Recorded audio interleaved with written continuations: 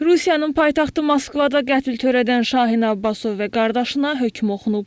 Lentaz yerli media istinadla bildirir ki, məhkəmə Şahin Abbasov barəsində 17, Şöhrət haqqında isə 12 il müddətinə azadlıqdan məhrum etmə qərarı verib. Hər ikisi cəzalarını ciddi rejimli həbsxanada çəkəcəklər. Qeyd edək ki, 25 yaşlı Kiril Kovalyov və 21 yaşlı Şahin Abbasov arasında münaqişə ötən ilin aprel ayında Moskvada baş verib. Motosikletçi binanın girişi qarşısında park edilmiş avtomobilə görə iradını bildirib. Bu mübahisəyə çevrilib və Abbasov bıçaq çıxararaq Kirili qarın nahiyəsindən vurub. Yaralı xəstəxanaya çatdırılsa da onun həyatını xilas etmək mümkün olmayıb. Hadisədən sonra Abbasov hadisə yerindən qaçıb. Daha sonra o, qardaşı İsa və Şöhrətlə birlikdə Zaporojye vilayətində saxlanılaraq istintaq hərəkətləri üçün Moskvaya gətirilib. Həmçinin istintaqın versiyasına görə Şahinə ədalətdən gizlənməyə kömək edən atası Nizam və əmisi Bəxtiyar, eləcə də dostu Nahid Hüseynov da saxlanılıblar.